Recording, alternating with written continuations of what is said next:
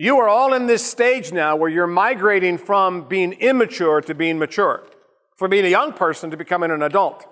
And one of the big factors about becoming a true adult, I mean a real, genuine adult, is recognizing how what you do affects the people around you. That's called self-awareness. And it is hard. And like I said all day, I know adults who don't get this. But you're going to laugh at this. When you lack self-awareness, you tend to be unaware that you lack awareness.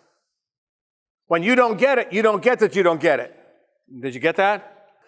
There are things about how what you do affects other people that you don't know. Awareness is hard because you don't see it. We all have blind spots. All of us. All of us.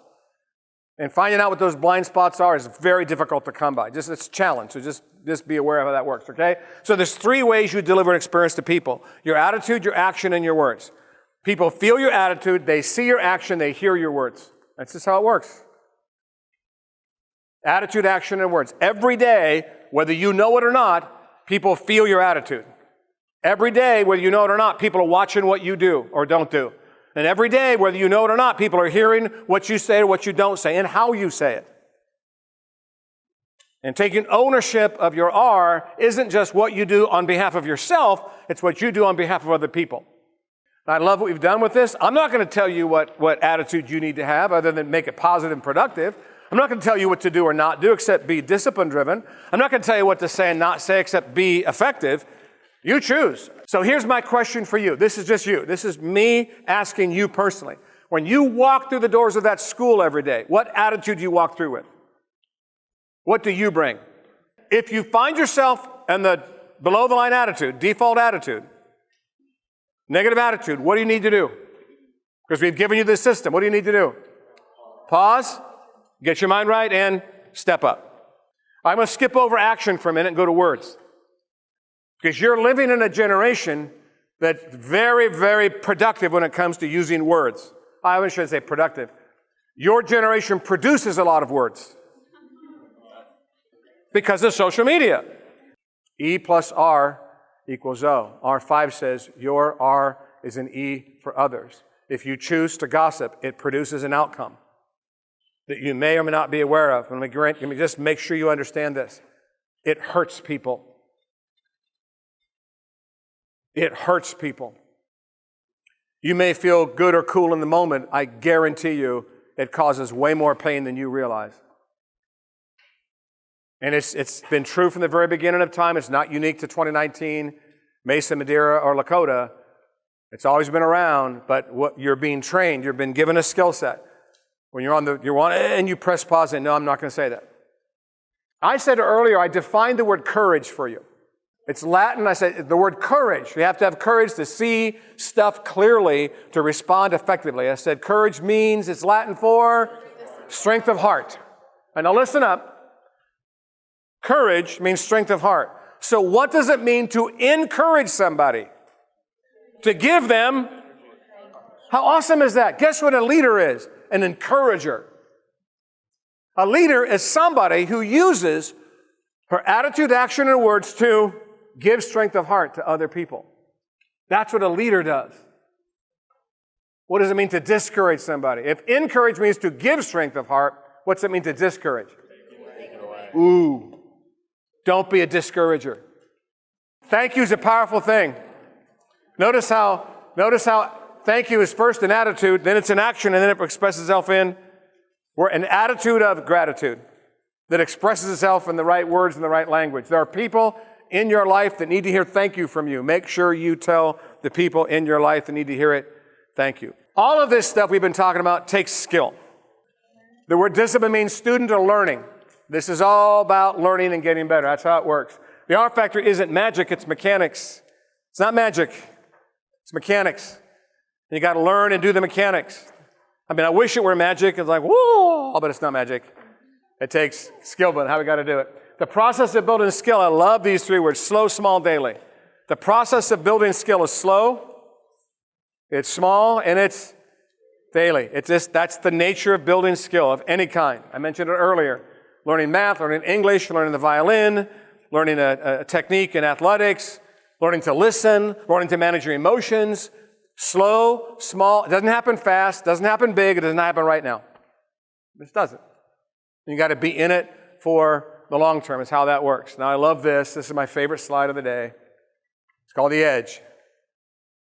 There's where you are now with all your current strengths and weaknesses. There's what's possible for your life. There's a path from today to tomorrow for you. And you can achieve the possible if you stay on the path. The edge marks a place where you're not good enough at something. The edge is where, in order for you to achieve what you want, you have to do significant skill because you're not good enough. This is where you don't have skill, but you need it. You're at the breaking point. You're like, oh, no, I'm not good at this. This is the limit of my skill. And everyone has edges. Everyone has edges. I mean, here's why we put this up.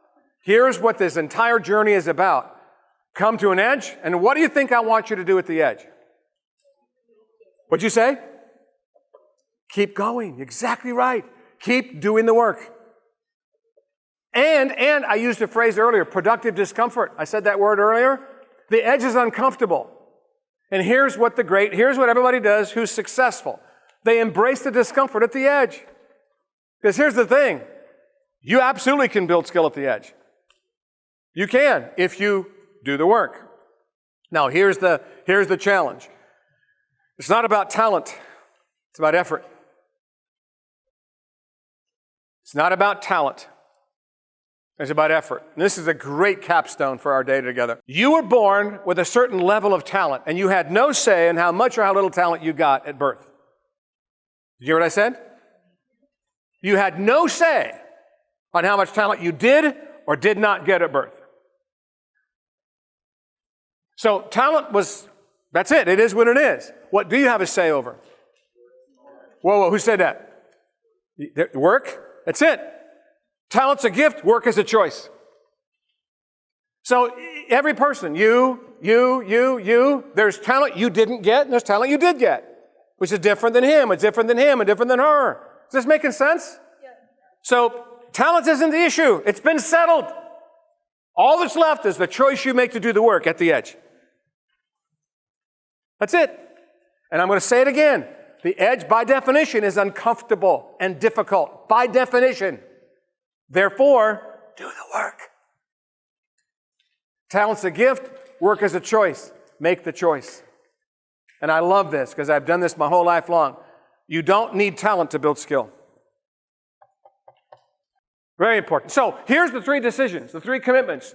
Choose the mindset, do the work, be coachable. That's it. That's what I'm talking about. That's what I'm talking about. At the edge, it's how you get good at anything.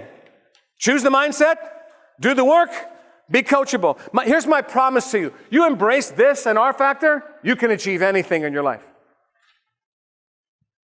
Anything. But if you embrace this, you fully understand it ain't going to come easy. If you think it's going to come easy, you haven't understood what we're saying today.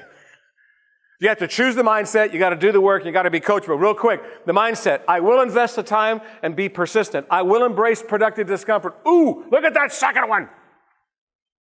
What's that say? Somebody read it out loud again, real loud. I will embrace productive discomfort. What's the verb in this sentence? Embrace. What's another word for embrace? Hug it, grab it, kiss it on the cheek, not on the mouth. Grab that thing.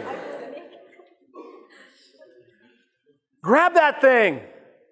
If you're not, listen to me, if you're not uncomfortable, you're not growing. If you resist discomfort, you prevent learning. And then I will make mistakes, and I'm going to learn from them. I love mistakes. I said it earlier, fail frequently, fail forward. Now notice, this is you talking to you, hopefully. Say this to yourself, and I want feedback and coaching. So that's the mindset, all right? And then here, do the work. So first is a mindset, now it's do the work. Study, focus reps, reach, which means go to the edge, and use mistakes as feedback. That's the work. That's the work. Now, let me make a comment about reps. And you'll notice, you guys study the workbook, but here's a statement that we say. At all stages and at all levels, focus repetition is the most powerful tactic for building skill and learning anything. And the sooner you learn that, the better and more awesome your life's going to be. And then finally, be coachable. Be coachable. Everybody needs a truth teller in their life.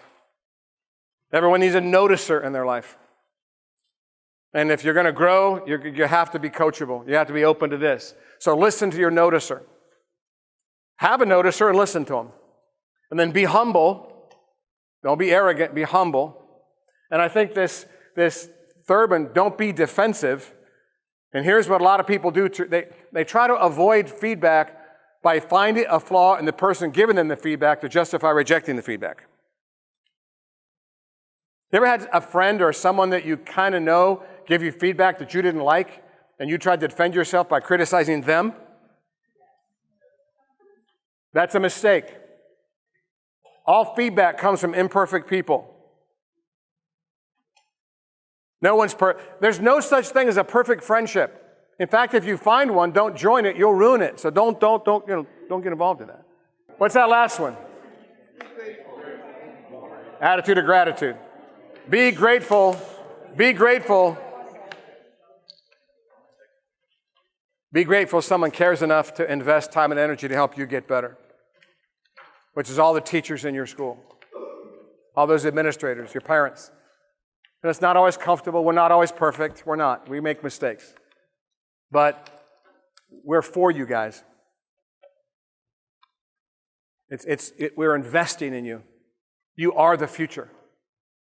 And what I love about being a part of what you guys are doing right here is I can't think of a better investment of my time and my effort and my energy than to be here with you today and share this. I poured my heart into building this for 35 years. And what's really cool, we all have different journeys. Everybody here's got a different journey.